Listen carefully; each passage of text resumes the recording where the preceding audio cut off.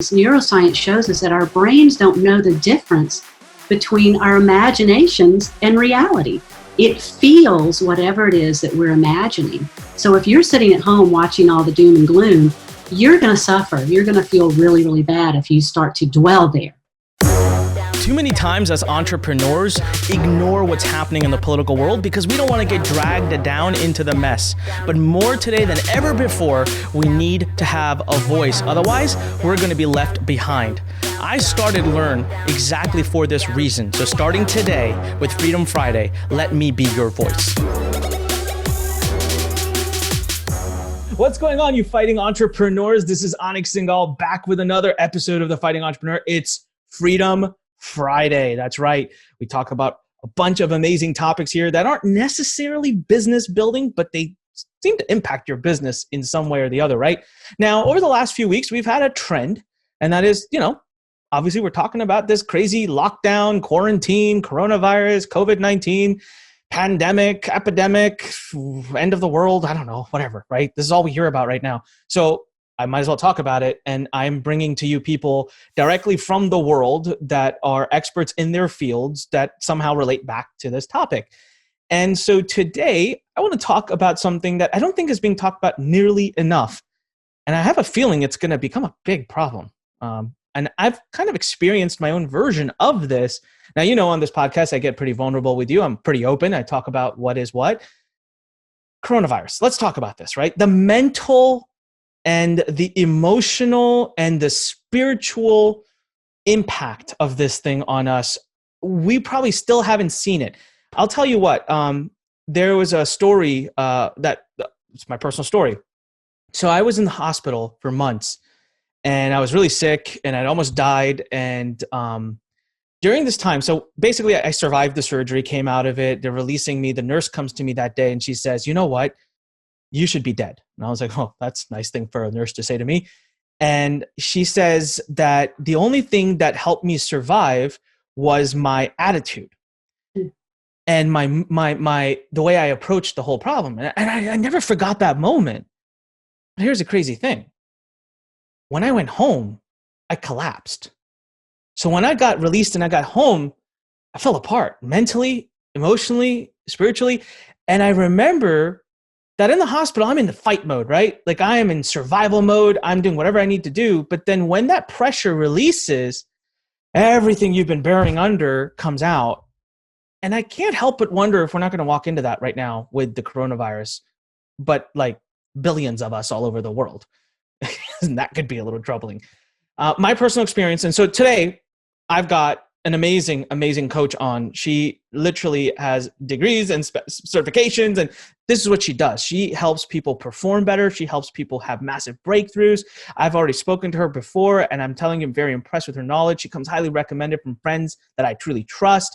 And we're going to talk about the mind. She's the best person to talk about this, to help equip you to set up some frameworks now to make sure you are good, and the stress and anxiety, things you may not be feeling, but that are happening deep down, recognize them and prepare for them. Here's what happened with me. When the coronavirus lockdown happened, I remember going, "Oh yeah, I was born for this." I was like, I've been training for this my whole life. Let's go. I've been wanting to be locked in my house since the day I was born. And so I got my Xbox dusted off. I got, my flying simulator set up, and I was like, I'm gonna have so much time. I'm gonna be awesome. I'm gonna watch Netflix. I'm gonna do everything I tell people not to do. I'm gonna do it all because I'm gonna have so much time. I've done none of it.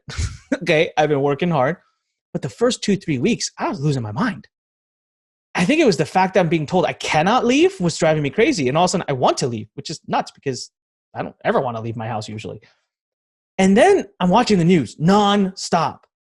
And I'm getting angry. And I'm on Facebook. And I'm picking fights. And then I had to delete Facebook from my phone for 3 days. But then that doesn't allow me to run my business. And it becomes a problem. And then I was, and my wife, cool as a cucumber. She's telling me to calm down, relax, like nothing's happening. And that's making me mad. I'm like, why aren't you taking this seriously? We should be running around in circles, freaking out right now. I'm glad to say that was like the first couple of weeks, and I centered down after that. I'm good, but I still feel like there's things going on deeper down that maybe I'm not aware of. And I want to ask Carla Royal today. And I might have said your name incorrectly. Actually, is it Royale or Royal? Royal. Royal. So Carla Royal, who we just recently became friends. She's going to come on today, and she's going to explain to us what's going on. So Carla, first and foremost, tell me a little bit about your background. You've worked with some tremendous people and helped them have major breakthroughs. What got you into this line of work? How long have you been doing this? And, tell us a little bit about yourself, please. Well, I actually I became a psychotherapist, a licensed psychotherapist back in 1990. So it's been 30 years that I've been in this work. And I had gotten some therapy for myself because I was dealing with depression and anxiety primarily. And so when I was going through that process, it just blew me away. And I'm like, I want to do this. So I went and got my graduate degree and started doing that. And then I was a psychotherapist for about 15 years. And I sort of burned out because I felt like change was so hard and so painful and took so long. So I took a couple of years off and worked on a horse farm because I love horses. And it sort of brought me back to center and back to ground again. And then I decided I wanted to come back and not do therapy because I wanted to really help people. I feel like the difference between coaching and therapy, and you can't completely make a distinction, but that psychotherapy is about kind of going back and healing old wounds, and coaching is about where you are today and helping you move forward. So I decided I wanted to do that. And I contacted an old business coach of mine, and she helped me come to a new understanding that helps my clients actually get results faster, get relief faster than what I was doing as a psychotherapist. So I've been in the personal development field for 30 years now, and I love it. That's amazing. And so by far the best person. And just so everyone knows, I put a calling out and I spoke to about 7 or 8 different people until I just felt when I talked to Carla that she was the right person. And I work that way. Sometimes, credentials look great. Someone might be great, but there's someone where you just say, there's something here. Can't explain it. And that's usually the best. So Carla, my question to you, can you reverse dissect what was going on with me? I told a personal story. I feel like a lot of people probably can relate. I've talked to a lot of people that can relate. At the time that we're filming this, and by the time this releases, I don't know, we're 2.5 months into this craziness. We've probably all gone through some different waves. But maybe you could talk a little bit about what you're seeing so that our listeners can feel, at least to some level, they're not crazy. There's some level of normalcy. But whatever I said to you, kind of my first few weeks, how I was functioning in this environment, was that normal? Was it me being crazy? Like, what was going on? No, I don't think you're crazy. And I do think it's normal. I do think different people have different reactions. But I think all of us, one of the ways I look at it is we're not just dealing with our individual selves. We're also dealing with the collective stress. We feel that energy. We feel it. So even if you're doing just fine in a way, you're still kind of carrying that collective stress. And so one of my mentors put it this way. She said, you wake up every day in a pandemic with 30% less resources available to you because that 30% is just automatically going to the pandemic. And so you're right off the bat, you're starting your day not at 100%, you're starting your day at 70%. And of course, that's not necessarily the accurate number, but you get my drift. Mm-hmm. And then if you have anything else going on in your life, then you can take that number down. So, first and foremost, it's an adjustment.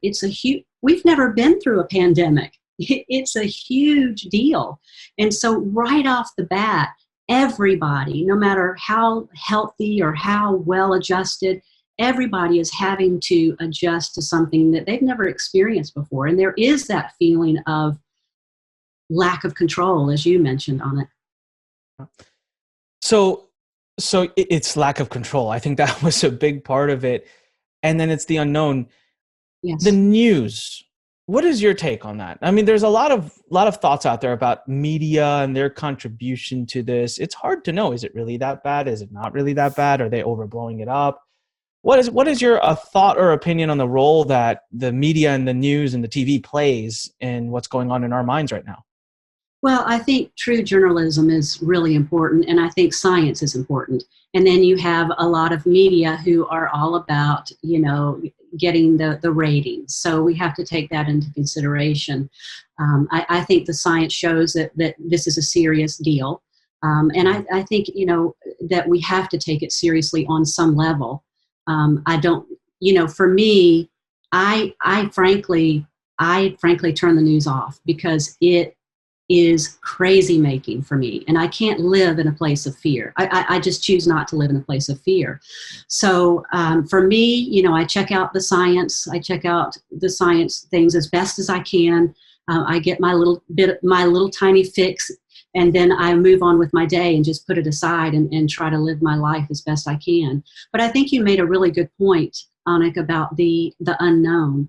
The unknown, where that leaves us when we're out of our normal lives, where that leaves us is we start to really think about the future. We start to dwell on the future. How is this going to play out? Am I going to get sick? Am I going to die? Is somebody I love going to get sick, going to die? How is this going to impact me financially? Is my business going to go belly up? Maybe my business will grow. Who knows? But when we do that, when we start living in the imagination of our future, we're going to suffer. In all likelihood, if it's a stressful future that we're imagining, our brains, neuroscience shows us that our brains don't know the difference between our imaginations and reality. It feels whatever it is that we're imagining. So if you're sitting at home watching all the doom and gloom, you're going to suffer. You're going to feel really, really bad if you start to dwell there. That's okay. Let's pull that thread. That's really interesting because now you're getting sciencey on me, and I like it. So we watch the news, and the news says death, death, death. Bodies being loaded into vans and trucks, and conspiracies and doom and gloom, and we're all gonna die. You can't help but, for a minute at least, right? You might not believe all of it, but you have to process like, oh man, that sucks. Like, people died. Like, that's sad. Unless you're a horrible human, you will process some emotion to that. And then they'll play the story, right, of like the child or the mother or the wife talking about someone who died, like their loved ones. And that can't help but put you in a place of like, oh my God, that happened to me. Like, I know I'm watching and there's a guy talking about his wife and I'm looking at mine and I'm like, how do I protect? And then I'll tell you exactly what happened is I smothered her after that, right? She goes out. I'm like literally running around with Lysol and everything after her too. And then we fight and she doesn't like that. But you're right. I love this idea so you're saying that when we watch this, we process that fear, we immediately relay it into an imaginative state of what if this happened to us? As far as our brain's concerned, chemically, it's happening to us. That's what the brain thinks. It doesn't know the difference between what could be and what is. That's right. And we do have to process it. So I'm not saying like just completely turn it off and don't even look. Yeah. I am saying that when we live there, if you will, when we dwell there, then we're in trouble. Because what we're doing is we're living an imagined future again and again and again and again. So if something were to happen to your wife, you're living it 1,000 times in your mind. And what that's doing is depleting, yourself in a way, sort of chemically, and you don't have as many resources or as much clarity if it were to happen.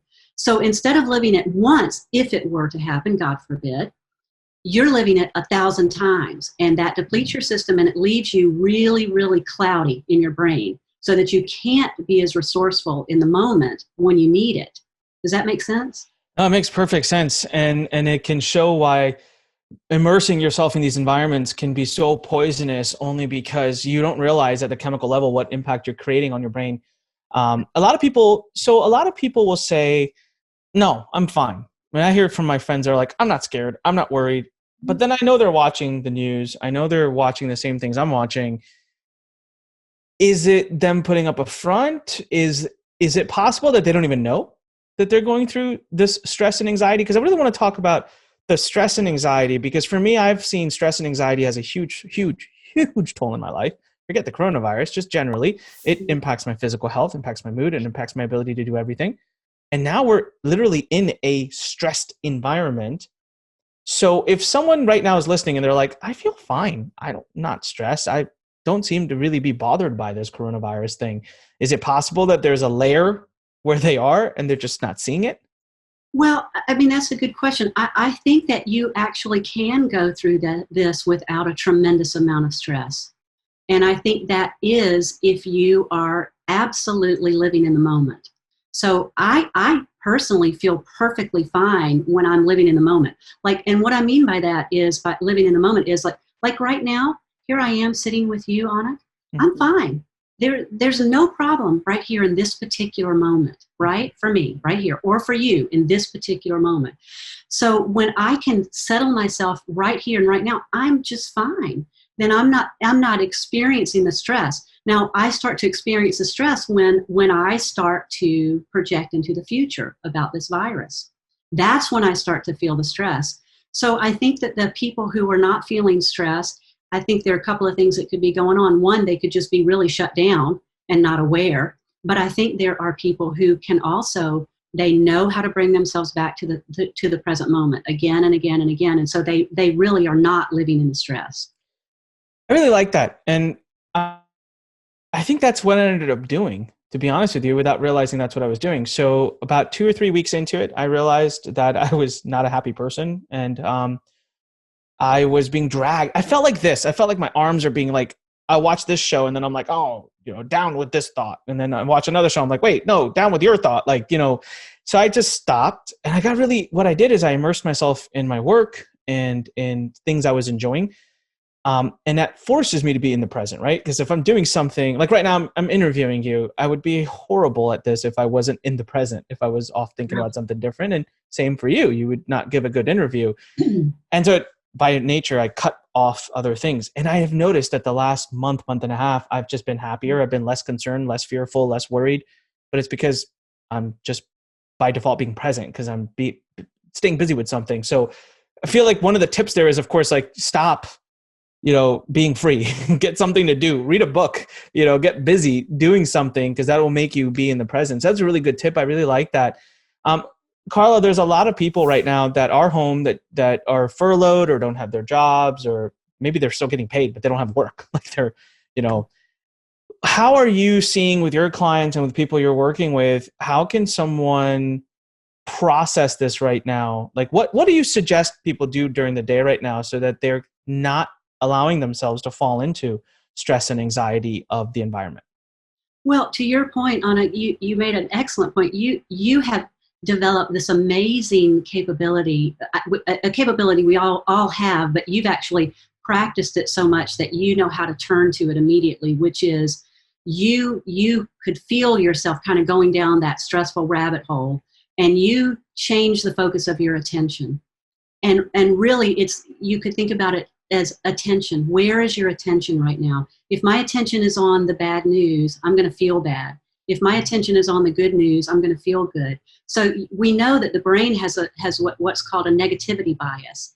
And that back in the days of the saber-toothed tiger, that saved us, right? Because we needed to be hypervigilant. We needed to be constantly scanning our surroundings. But there are no saber-toothed tigers now. There is a pandemic, and we need to educate ourselves. We need to be aware. We need to practice best safety measures. But if we do that, then we can relax knowing that we've done all that we can do in our control. And other than that, then we need to carry on with our days. So it's about where you place your attention. So for example, today I was on my walk, and I walked through this 100-acre park and forest, and there's a canal that runs along, and there are otters there often. I love to watch these otters play. Today my mind was thinking about work, thinking about this podcast, thinking about, would I do a good job? Thinking about all these kinds of things. And I walked the entire canal and never once looked for the otters. And I realized that. I woke up to that, if you will, and I'm like, I totally missed what I call the good, the true, and the beautiful, because I was so preoccupied. So the idea is to bring our attention back to the good, the true, and the beautiful. It's always, always there. It's just our brain sometimes kind of takes over and wants to look for the negative because it gives us a sense of security. It gives us a sense, our brain loves to worry because it gives us a sense of control, because at least you're doing something, you're worrying. So to your point, it's about shifting your attention and being intentional about looking for the good, the true, and the beautiful. Much like when you buy a new car, all of a sudden you notice that car everywhere. So it's looking for the good, the true, and the beautiful, which is always there, but oftentimes we don't see it. No, I So, really like that. I mean, so to break down what you said, first of all, knowing, going back to the science of the mind and reminding yourself that when you worry about something or you imagine something, positive or bad, your mind can't differentiate between reality and the imagination. So you are still putting yourself through the exact same uh, reaction that you would be if it was really happening. So how many times do you want to live that environment? So now immersing yourself in the negative and immersing yourself in the constant exposure to the doom and gloom, you're living it again and again and again. And it makes perfect sense. That's why I was going crazy the first couple of weeks. I love the second part of what you said is, choice of where you're putting your attention. And again, I subconsciously ended up doing this, I didn't realize, but choice of where you put your attention will directly then impact what you said before, which is your present, being present. So if you could focus on what's now, that's so true. Right now, as far as I know, there's no coronavirus coming to get me. My house is fairly well quarantined. No one's been even in this room other than me. So right now I'm good. And right now I'm choosing to put my attention on that. And so it's saving me from all those negative emotions that create the stress and anxiety. And so that's really powerful. And especially what you said about us being attentive, right? So if we're really focused on something else, we're going to miss the things that we're supposed to be catching. So right now, for someone who's sitting with too much free time, they need to choose actively what they want to do with that time.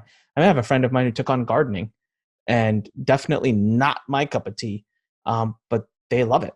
And they're super excited. They wake up every morning excited and ready to go run to the garden to do gardening. And I feel like that, again, makes them have a positive outtake on what's happening. So Carla, as people, so in my case, right, like I have people around me that are super concerned, super stressed, super worried. And then I have the exact opposite. I found myself in the middle now. I was on the super concerned. Now I'm in the middle. But I also have people around me that are super unconcerned. Like they maybe even go as far as saying this is a hoax. This is not real.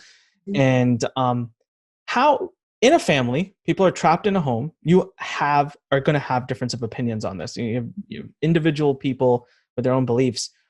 What do you suggest to your clients to process that? So let's say you've got someone who's like really worried about it and someone who's not worried about it, and they're married. Like, how do they process that? How do you manage that?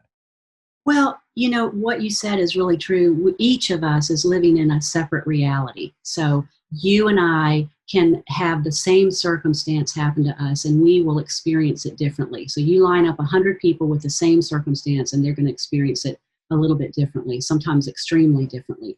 So the first thing, one of the things that really helps me when people disagree with me is I say to myself, if I believed what they believed, I would be saying and doing and feeling the exact same way.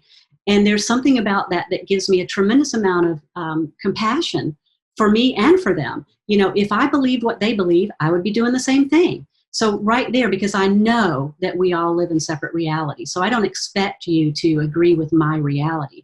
I expect you perhaps to be respectful of my way. So for example, if you want to come visit me right now, I'm going to tell you, you can come visit me. I will leave the side gate open and you can come into the backyard and I will meet you 10 feet away, but you cannot come in my house right now. That's my boundary. You may have a different boundary. So it's about respect. And also if you have a situation like you mentioned with a couple, I teach my clients how to drop their expectations and how to create together agreements, because expectations never feel good. Never feels good to have them, never feels good to the other person. And so I teach people how to create agreements with one another and then tweak those agreements as they need to. So I don't know if that gives you any. No, I love it. I want to dive deeper. Can you give an example? So expectations, agreements, I think I know where you're going with it, but give me an example that could maybe help someone exemplify it. Okay, well, just one that comes to mind is a business situation. Let's say your boss comes to you and says, I expect you to have this on my desk by Friday. So Friday comes, and you've got all kinds of things going on that your boss doesn't know about. So Friday comes along and you don't have it there. And the boss comes back and says, I expected this of you. I'm really mad at you now. And the guy is just like, well, it was just too much. An agreement now is the boss comes to you and says, hey, I need this by Friday. Is that something you can do? And then the person can say, no, I can't, but, or yes, I could, if you could assign someone to help me for the next 2 days, then I could get it done by Friday. Otherwise, I could get it done by Monday. Now you're entering into an agreement, because an expectation, never gives you the opportunity to really understand what's going on for the other person. Whereas when you set up agreements, it's clear now to the boss, oh, they really just can't do it. But if I want it by Friday, I could give them an extra person and they'll be able to have it on my desk. Or they might say Monday is fine. So then if you have a breakdown in the agreement, then you just know that there was something that wasn't communicated clearly enough, and you need to go back and touch base with it and clearly communicate it. So couples can do the same thing with one another, is create, rather than I expect you to wash the dishes every night. Hey, man, I'd like for you to wash the dishes. Can you do that?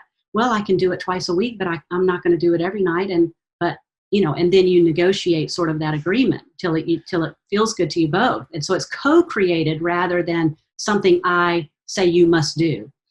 It's funny. It sounds to me like a open communication thing. It's just a conversation, but it's so true. An agreement, both parties agreed. There's buy-in. So what I'm hearing from you is first step. So we all have difference of opinions, and we see Facebook is blowing up with people just choosing to argue. It's total expectation. There's no agreement at all on Facebook. It's like not the land of agreement, because we have an expectation that everyone around us think the way that we think, because we are right. So when we go to Facebook, you are very quickly reminded that that is not the case. So from your perspective, what I'm hearing is there's 2 steps to being able to navigate this in your personal life. Step number 1 is I took it away as put yourself in their shoes, right? So try to understand why they feel the way they feel, rather than simply throwing them off the cliff, and have some empathy to that. Like, okay, if I believed what they believe, I would be acting as such as well. Can help you kind of calm your frequency down a little bit. And then the second step of it is don't approach it as a contentious moment. Approach it at an opportunity for an agreement, knowing that you may not agree, but there could be a mutual ground. And I can very, very effectively speak in the coronavirus world like that. My wife and I actually did have that agreement. We have, we have an understanding of when her take on it and my take on it, and there's a happy middle ground that keeps the both of us happy, right? So it's like if we go out and we come home, I have requested certain protocols be followed, which I know for a fact she thinks are overkill, but she understands that that's important to me. So we just reached this agreement, and got to be honest with you, everybody, there was no fight. It was a request. It was this is important to me. Would you please do this? And she said, okay, this is not that important to me that I'm going to fight on it. So no problem. I'll make this happen. So I really like that. Reaching an agreement, everybody, and try to do this with people. Don't go around on Facebook, try to do this with everybody, because it's not worth it. At least the ones that are close to you, if you're, having stress and anxiety or fighting about this current situation, approach that way. Carla, are you at all worried about, as we open back up and people reemerge into the real world, are we carrying stress and anxiety with us that we should be expecting to come out? Is there like a little hidden monster inside of us that's going to come out that we should just be preparing for? Well, I don't know. I don't know about that. I think that there will be people who it does come out. I mean, to your point, I remember in college, I could get through every quarter, and every time I came home after the quarter was over, I'd get sick. I would just let down. And I think that that's just part of how our body sort of takes care of us. It does what it has to do, and then it crashes for a while, and so that we have to take time for it to heal. So there may be some of that goes on. I don't know how it's going to go. I don't know how this is going to play out. I don't know if we're going to have another spike. I suspect so, and I think that that's going to be really frightening for people. I think we've just seen the first wave. That's my guess, and just what I've been reading. But so I think it will be interesting. I think the more that people can practice mindfulness is scientifically proven to be helpful. Mindfulness is just about staying in the present. I love the 2 words you chose when you were talking about your wife and your agreement. You chose understanding. We had an understanding. So you entered into each other's world enough that you came to a place of understanding. And then you made requests. I love that. So you made a request, and then together you co-created this agreement that neither of you would do it exactly this way on your own, but you understand that you're not an individual, really. We're not individuals, really. You know, there is no other, if you will. I could tell you, I didn't. That was not something I created from day one. Sure. I made every mistake in the book until I realized that was the appropriate approach to handle those situations. But I've been able to take that approach now and deploy it with everyone in my life: friends, colleagues, coworkers, people who work for me, business partners, and I've just found it to be such a better way to approach situations, whether it be pandemic or not. This has been really helpful, Carla. Thank you very much. I think you've really provided some core aha moments. At least for me, there's things I've been doing. I didn't realize that there was a structure around it. I love the fact that you said, choose what you put your attention on. I love the idea of agreements. I think a lot of us right now are having a lot of arguments and issues, and we're picking battles and fights, and we're getting all worked up about it. Please pick agreements. The other thing is stay very focused and attentive to your choice of attention, because your brain doesn't know the difference between imagination and reality. So whatever you are imagining or allowing others to imagine for you, which is the media, you're allowing the media to imagine it for you, then you're creating your own reality. So this is, you get to make choices about how you spend your time. Carla, I feel like there's going to be a lot of people listening right now that could really benefit from knowing more from you, learning more from you, reading your work, listening to you, even maybe becoming a client. If they want to learn more about how to work with you, could you please tell everybody here how to follow you and how to learn more about you? Yes, thank you. My website is carlaroyal.com, and that's Carla with a C and Royal with no E. A lot of people like to add an E for some reason. carlaroyal.com, and I do write a blog every couple of weeks, a blog post every couple of weeks. I do some inspirational videos that you can find on YouTube, regular short little 3 to 5 minute videos. And I would be delighted. Carla at carlaroyal.com is my email address. I'd be delighted to connect with anyone. That's so kind of you. Thank you. She gave her email address. So let's be respectful about that. I can tell you that there are people I know that work with her closely and love what they're doing. And so I've been very fortunate to connect with her, and I'm very excited about things that her and I could do in the future together. So I want everyone here to understand that you may not know everything that's going on inside of you, but there are things going on, and there are choices and things that you can make right now to actually come out of this entire pandemic a stronger, better, more powerful person. And I'm making that choice. I'm doing that, and you can too. There's no reason that this has to be doom and gloom. This can actually be bloom for a lot of us. I think this can be an amazing opportunity. Carla, thank you so much for being here. For all of you listening, make sure you click subscribe below on the YouTube channel. If you're on YouTube, make sure you hit the bell icon. Make sure you hit the thumbs up icon. If you're on iTunes, remember, every week I take people who leave us great positive reviews on our podcast, and I pick winners to win cool stuff, including time and calls with me. So please make sure you do that. And as I always say, when life pushes you, stand straight, smile, and push it the heck back. Listen, fighting entrepreneurs, go out there, conquer the day. And remember, just because we're in a pandemic doesn't mean that you get to not keep driving towards your dreams. Carla, thank you so much. And thank you to all for listening. We'll see you on the next one. Thanks for listening to The Fighting Entrepreneur with your host, Anik Singal.